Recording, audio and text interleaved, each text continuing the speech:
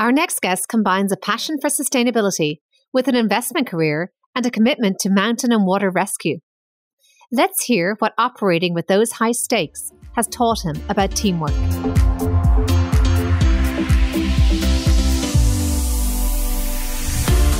I'm Aoife Devitt, and welcome to the Fiftyfaces Focus Podcast Intersections, in which we explore the broad diversity of interests and disciplines that certain leaders bring to their roles.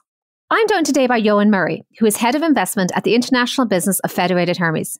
He's had a long career in investment management, spending time as a hedge fund manager, a quantitative equity specialist. He recently obtained a certificate in energy innovation and emerging technologies and is a passionate advocate for sustainable investing, greater awareness of climate change, and in driving change in the investment industry toward these goals. He also has a diploma in specialist rescue, which includes swift water rescue, powered boat rescue, water incident management, and rope rescue via outreach rescue. It is these unusual intersections that we are going to discuss today. Welcome, Eoin. Thanks for joining me today. Aoife, my pleasure. Thank you for having me. Well, you've had such a wide range of interests that I feel you might have had many different careers that you might have followed. Can you talk about your background, where you grew up, and your career journey in investing? Sure, and you're absolutely right. I did almost take a different path, but let's start at the beginning. Yeah, born in Glasgow, so I'm a proud Weegie. I grew up in the Trossachs, about 25 miles north of Glasgow, just into the start of the Highlands, and really fell into the industry completely by accident. I'd gone down to London for meetings at the Foreign Office. I fancied a career as a diplomat during Milk Round, but was waiting for a friend who was doing bank interviews outside the old Royal Exchange building, when it still housed the Futures Exchange. And I remember sitting there with a pint of beer in my hand, watching these traders spill out as the exchange closed. And they were all in their sort of colourful clothing. They were shouting and yelling at each other, and it just looked incredibly exciting. So that was the end of the ambitions to be the diplomat. And instead, I ended up in what turned out to be a rather uninspiring traditional bank graduate trainee program. But my first job was in asset management. After the graduate program, Wells Fargo Nikko Investment Advisors, a bit of a mouthful. And from that moment on, I was kind of pigeonholed as a quant for my sins. So I've worked in a number of quant firms over the years, what we used to call the P's and the Q's. Latterly became CIO of Old Mutual Asset Managers UK in 2006, and then ended up starting my own shop in 2008 with perhaps the worst sense of timing as you can imagine. From there, a brief spell in a high-frequency hedge fund, which turned out to be more of a technology gig than an investment one, but then rediscovered myself with a career in Hermes. And that's a perfect segue to my next question, which is around your interest in sustainable investing, because you certainly have seemed to found a alignment here. So what was behind that interest, and how do you see that's going to, the investment industry can have a role in mitigating climate change? Yeah, I've always had an interest in sustainability, difficult not to growing up in the country, and equally difficult not to coming from a sort of long line of crofters on the island of Lewis, where life is really very much focused on only taking what you need, and that concept of sustainability and planetary boundaries is sort of fairly naturally embedded in their life. As an investor, I can remember being absolutely fascinated by a speech at a conference in the early 90s, given by a young academic and practitioner called Rob Bauer, now a professor, in which he linked SRI data to returns. And although the serious quants in the audience were sort of grumbling at the paucity of the data, I have to say that my interest at that point was thoroughly piqued. It was wonderful to be able to join Hermes some 6.5 years ago. It's such a lovely opportunity to rekindle that connection between investing and sustainability, and to get back on track for what I've always felt was my purpose. And what is it that you like most about the investment world? It's important to remember that it's a real responsibility and a privilege to manage the wealth and the savings of our end clients, regular individuals, folks like yourself and myself. And to be able to do that in a way where there's an emphasis placed on sustainable wealth creation is absolutely fantastic. We should remember that London currently runs around or is responsible for around 10 trillion of assets under management over a global industry of probably nearly 100 trillion these days. That is such a huge privilege to be able to look after those savings for people and to help them retire or save in a way that ensures that their future is looked after. And let's talk about the levels of diversity in the investment world. What are your thoughts on that, and how do you think it needs to evolve? Oh dear. Well, our industry is definitely lagging on diversity, equity, and inclusion, and has been for a number of years. But I'm delighted to say that it definitely is getting a great deal more attention today than it has been. So I'm really chuffed that I'm the Exco sponsor at Federated Hermes, and I can sort of ensure that we do make progress. But there's a lot of catching up to do, and it's really on all fronts. But it's such an important journey that we must make. And let's move now to your intersecting interests, because I will admit I knew very little about your other work in the area of mountain rescue until a LinkedIn notification alerted me that you'd just been awarded a certificate. So what were the origins of this interest in rescue? It probably goes back to my childhood even, and having been lucky enough to grow up in the hills and spend a great deal of time as a kid in the mountains and pursuing water sports. So actually volunteering some sort of 7-8 years ago for the local mountain rescue outfit felt like a perfect opportunity for me to give back some of the pleasure that I'd been able to get from the mountains. And anything that we can do as a team to ensure that the outdoors can be thought of as a sort of safer environment that can be enjoyed by everyone is fantastic. And ultimately, it keeps me active. I've always had a thought that a physical health and mental health go extremely well together. And I don't think you probably go into, or at least experience, rescue situations without having perhaps some highs and lows, and no doubt some memorable moments. Can you share any of those? Yeah, fair point. There have been plenty of both, for sure. One high that was particularly pleasing was going up to the floods in the city of York between Christmas and New Year and back in 2015.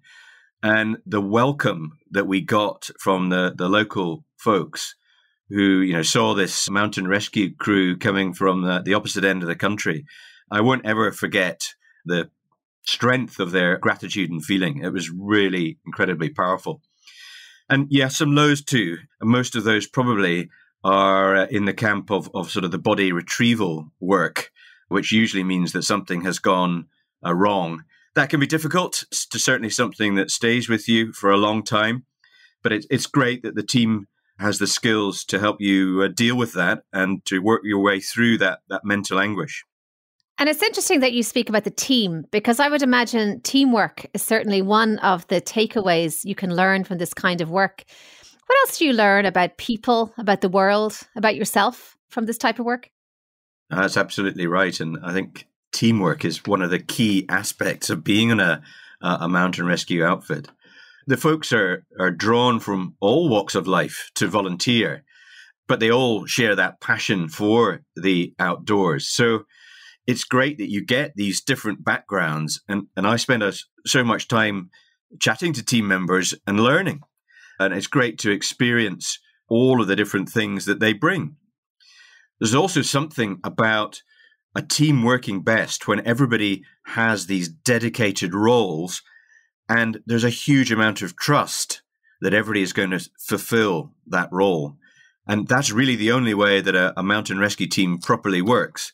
So when you get into the tougher conditions, if there's one weak link, then the whole lot will suffer as a result. So that for me has been a great learning experience, and certainly has clear, obvious parallels with the world of investment. And how important is the ongoing training that you do to, I suppose, build that team trust, even when you're not in a crisis or a rescue situation? The ongoing training is certainly a challenge in terms of time.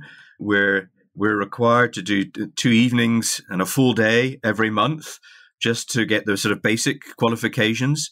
Every 3 or 4 years, we're required to renew all of our certificates. And then if you're a specialist, as I am in water and rope rescue, then there's additional training on top of that. So I have to say I'm hugely grateful that my family is supportive, because it does mean that I probably spend less time with them.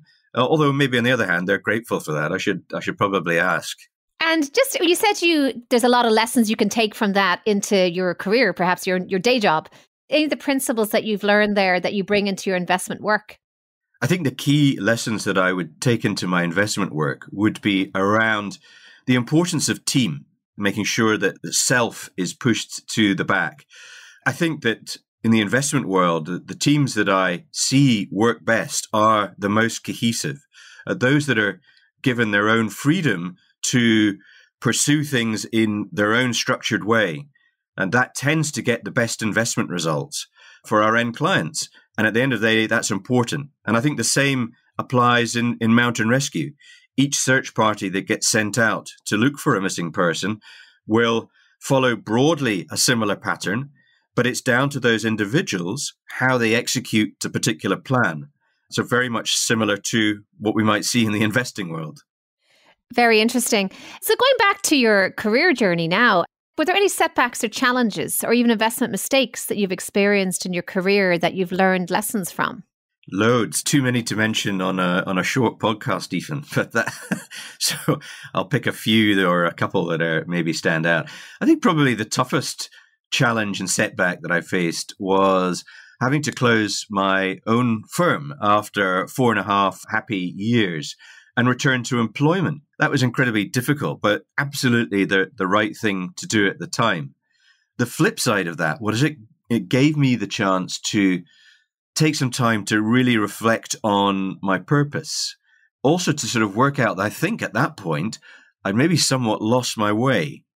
So shortly after that, Hermes came along, and actually that's turned out to be a great marriage. And it's helped me to rediscover my passion for investing. That's great. And speaking now of marriages and career relationships, I suppose, were there any key people who influenced you in your career so far, and in what way? Yeah, I think there's one individual who stands out, a gentleman called Colin McClatchy, a fellow Scot, who was the one that first gave me a chance. I turned up for interview, having finished a grad training program, a pretty generalist one, and was looking for a specialist role in securities lending. Colin said to me in my first interview, first time I met him, he said, look, we're going to set up a securities lending function, but I think we probably need a little bit more than your 6 months of experience, to be honest. But he said, would you consider a career as a portfolio manager? And that was that. So all it needed was for one person to give me a chance. His next question was, by the way, would you mind if we sent you to San Francisco for a year to learn how to be a portfolio manager? And so my first day, in fact, was on a plane to San Francisco. So that wasn't a bad deal either. When he then moved companies about 3 or 4 years after that, he took me with him again. And this time sent me back to the States, but this time to Boston. So I had another year in the States in Boston. I'm enormously grateful for the chances that Colin gave me. I'm not quite sure what he saw in me, but he definitely took a big chance. And when you think about any pieces of advice that you've received or any creed or motto that you live by, is there anything you can share? I think there's a couple of things. Our industry, it strikes me, is a very special one. And I've been privileged to work with some really, really talented people. And I remember early on being given some really good advice about listening. And actually, that's a huge talent in itself. How even now in a sort of senior leadership position, I still think that is absolutely some of the best advice I've had. Very rarely do I actually have to solve any problems. Most of the time, colleagues already have the answers. But by listening, I find I can give them the confidence to go ahead and pursue their own intuition. I think the other key piece of advice I was given was around another L word, learning. Very early on, my mentor said to me, that he would retire, he thought, the day that he stopped learning. And that's something that I have held closely. I think I'll be the same. The day that I feel that I'm no longer learning on the job will be the day for me to pack it in and find something else to do. Well, we're not quite there yet, but still, if you were to look back at your younger self now and give yourself some advice, what would you say? Well, here's me confessing to being a geek. And as a quant, I once sat down and worked out that I'd probably spent somewhere between a quarter to a third of my 30-plus year working life in jobs that I really wasn't happy in, wasn't enjoying, praying that it would somehow get better. but not doing anything about it. So if I had one piece of advice for my younger self, it would be wholeheartedly to say, look, don't accept that. There are always things, there are always jobs out there that can make you happy, and have the courage and the conviction to go for them and to stop doing things that aren't making you happy. Well, that is a wonderful way to end this. And Eoin, as someone who has had the privilege to work under your leadership, I can say that we always know where your compass is set. It is a leadership style that is brave, that is compassionate and passionate. We are so privileged to have you in the industry. So thank you for sharing your insights and your insights on rescue with us here. Well, thank you. It's been my pleasure. I'm Aoife Devitt. Thank you for listening to the 50 Faces Focus podcast. If you liked what you heard and would like to tune in to hear more inspiring investors and their personal journeys, please subscribe on Apple Podcasts or wherever you get your podcasts.